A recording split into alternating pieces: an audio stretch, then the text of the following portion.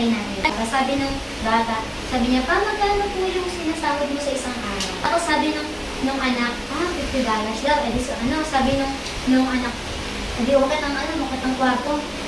Binilang yung pera. Kulang pa daw pera niya. Kaya alam niyo pong ginawa niya. Bumaba siya, sabi niya, pwede po mangutang. Tapos sa galit po yung bagay, sabi niya, tinanong mo yung sahod ko para lang mangutang ka sa akin. Umakit ka dun, magkatulog ka na. Kaya gano'n nangyari, edi, natulog na, umakit po yung bata. Di naman po siya nagmakpag. Edi, umakit na lang. Tapos naisip ng tatay, sabi niya, hindi naman nahingi ng pera sa akin yung anak ko. Never naman yung humingi ng kung ano, kasi napakabait naman ng batang yun. Kaya nakonsensya po siya.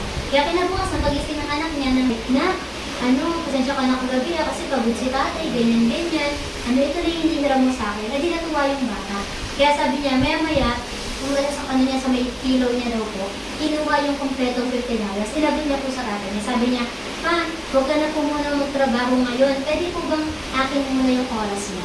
Diba? Tapos na-touch po yung tatay. Alam niyo ba kung bakit? Kasi sabi dito, yung tatay natin sa langit, hindi po siya busy eh. Pero minsan yung tatay natin sa lupa, busy sila. Diba po? Nagtatrabaho. Alam naman po natin na bakit po nagtatrabaho mali at tatay? Kasi para sa mga anak.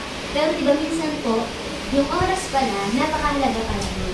Kaya diba sa atin po, yung tatay natin sa langit, hindi po siya sabi ko, pag-pray ka na naman, busy ako, huwag muna ako sabi. Diba hindi po ganun? Lagi po siyang available. Na parang minsan ang gawin daw po ng Diyos sa atin, baliktad na po ngayon.